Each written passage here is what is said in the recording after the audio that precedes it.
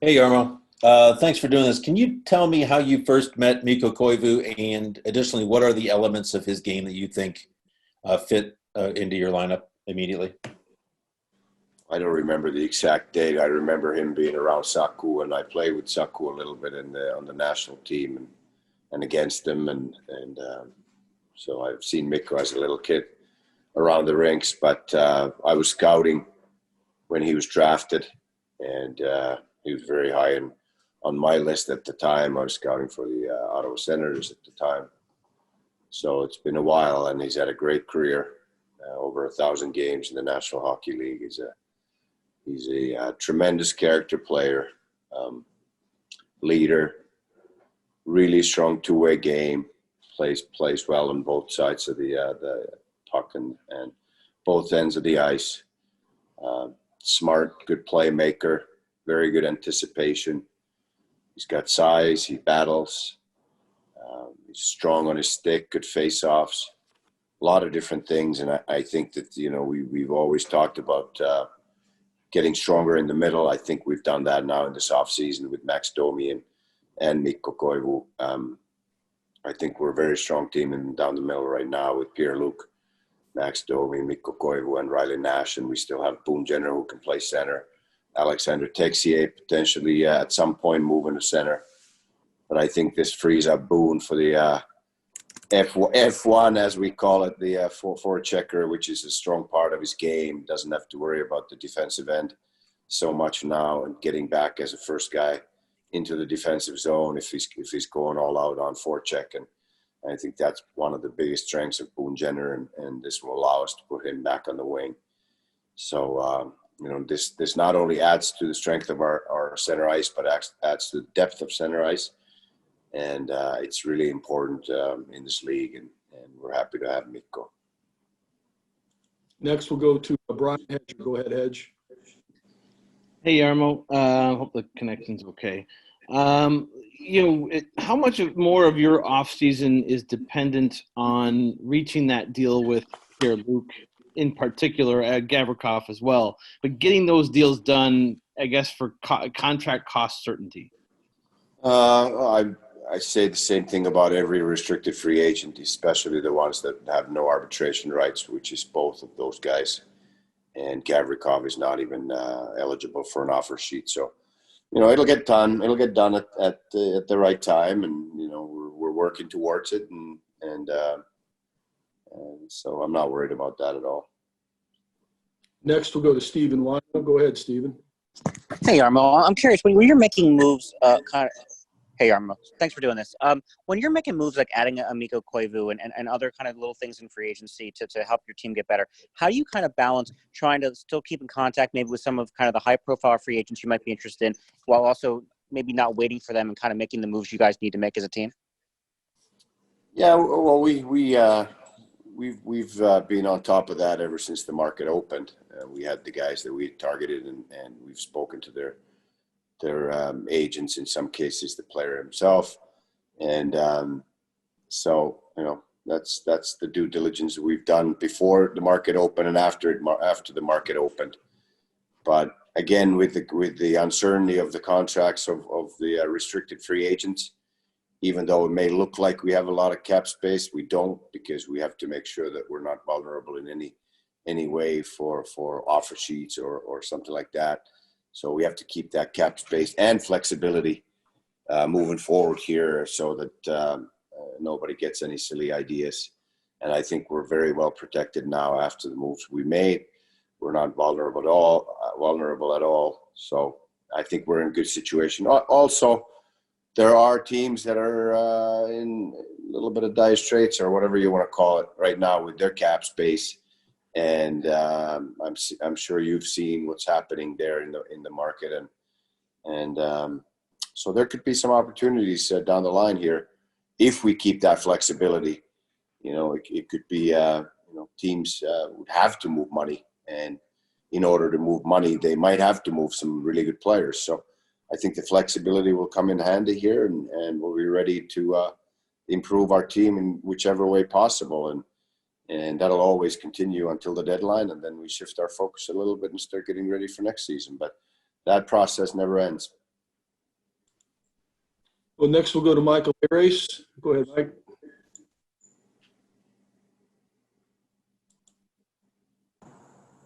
Jarmo, does Koivu's age give you any pause? How much does he have left in the tank? And what sort of thing are you looking to doing subsequent after this? I talked to Mikko at length. He's very hungry to prove that he's still a good player in this league. He didn't have his best season last year. He had the knee injury the year before, and that bothered him a little bit this year too, and gave him a little bit of other trouble with the compensating for the knee that had been injured.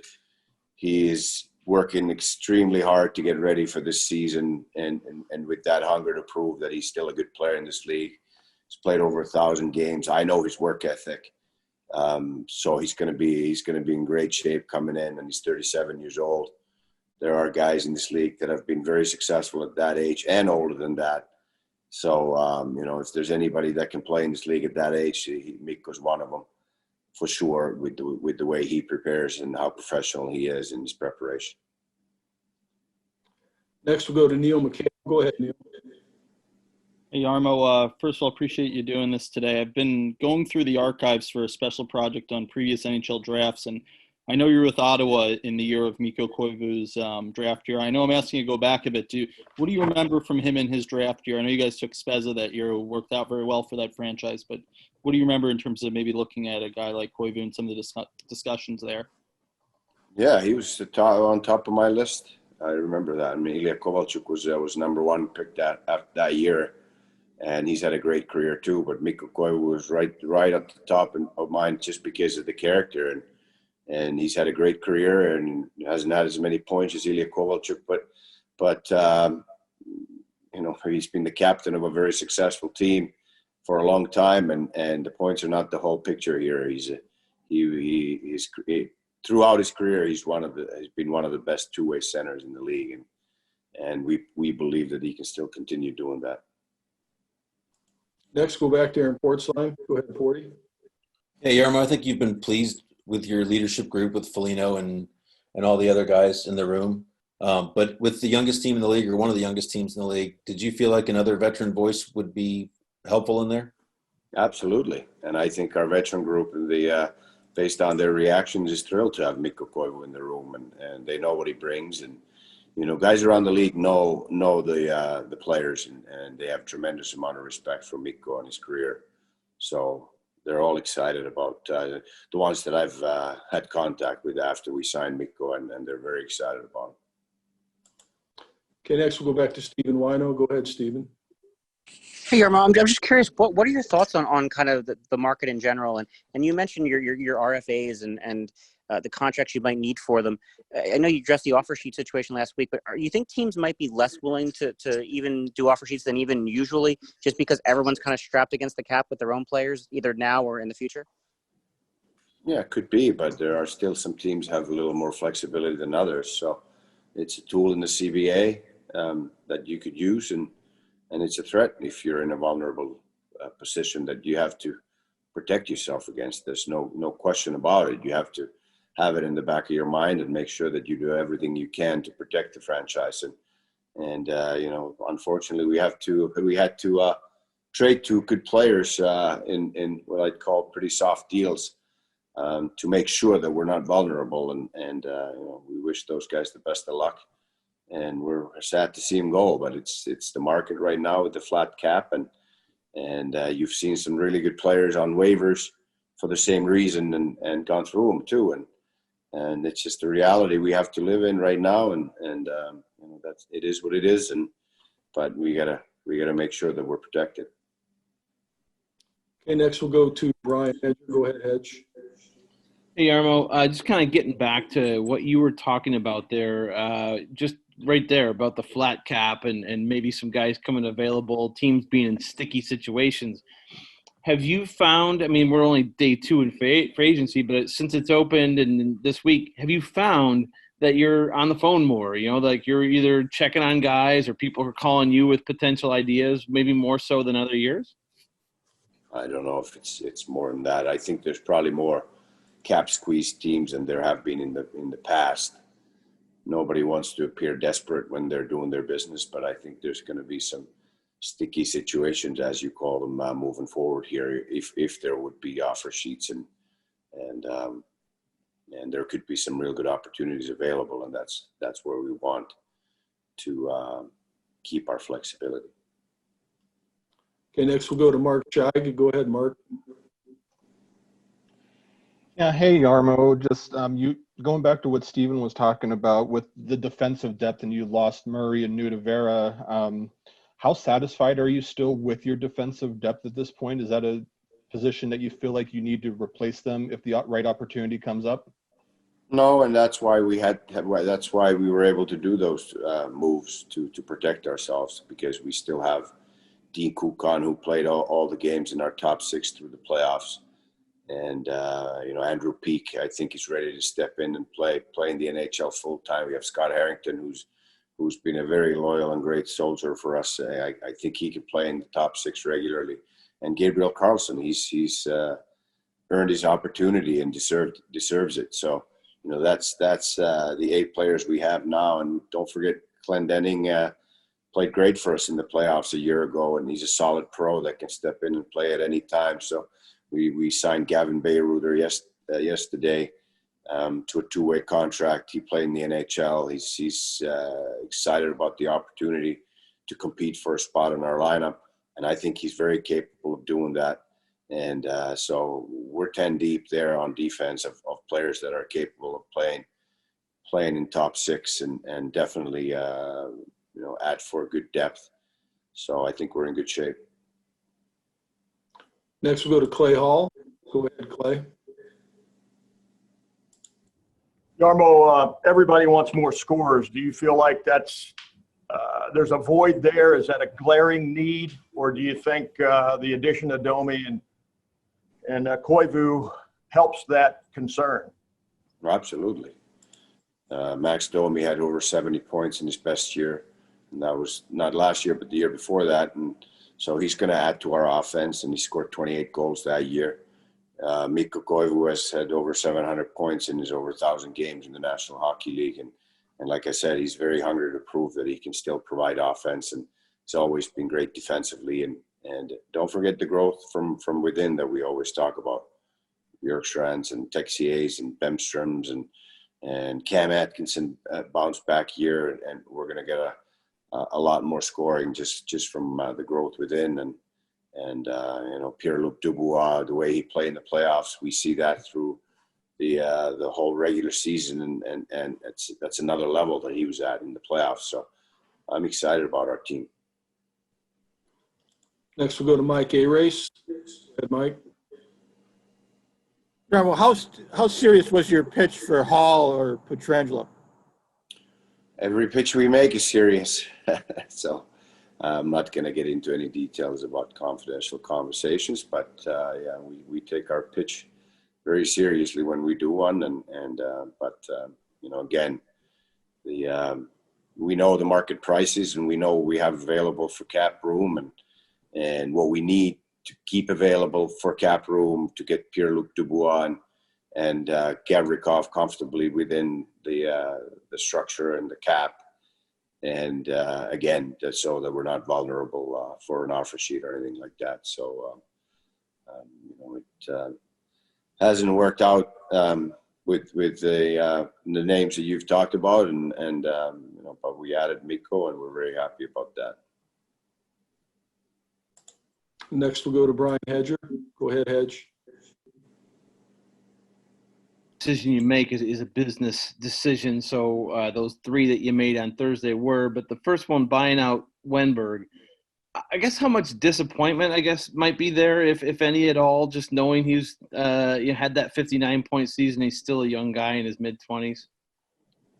Yeah, well, every contract is a projection, and I've talked about this before that.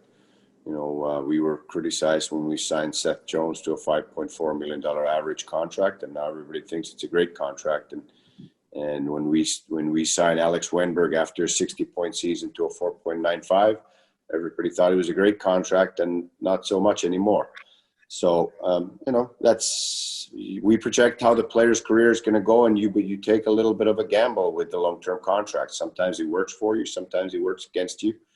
And in this case, basically what I've been talking about the whole Zoom call here is that the making sure that we're protected, we're not vulnerable. We still had the 1/3 buyout, which saved us $4.5 million over the next 3 years per year under our cap.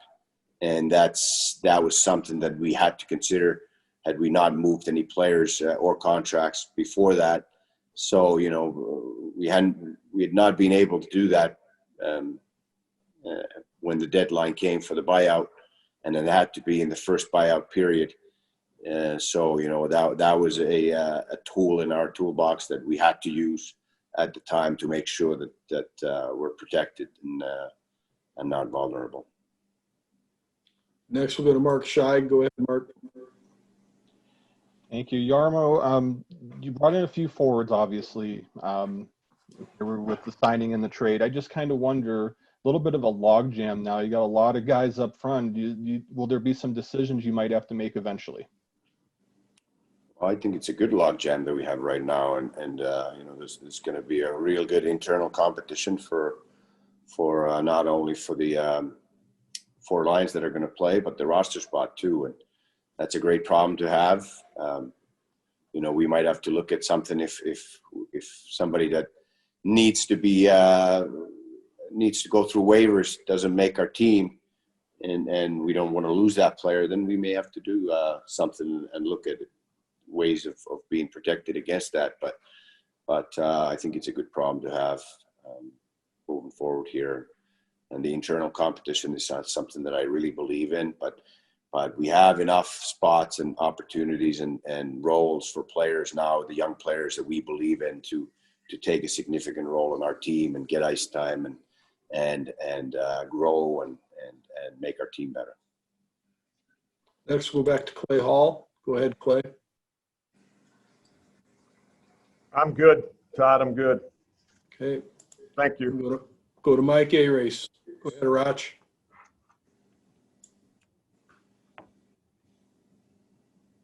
I'm all set. Okay. Thank you. All right. Looks like Brian Hedger. Go ahead, Hedge. Hey, Yarmo, real quick. I was just wondering, are you cleared if you feel the need to spend up to the $81.5 million cap internally from, you know, the team? That's something that we discuss internally, and we'll keep it that way. Okay.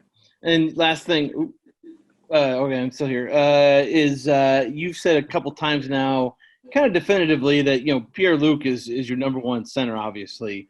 I mean, can we read anything into that you will match if there were an offer sheet, that you would just, I mean, automatically kind of match, or can you not say that? We don't know the offer sheet or level of the offer sheet, and we know the level of compensation for different levels of offer sheet. So if somebody wants to go that route, I wouldn't encourage it, because I don't think we're in any kind of vulnerable position, and so we'll see what happens.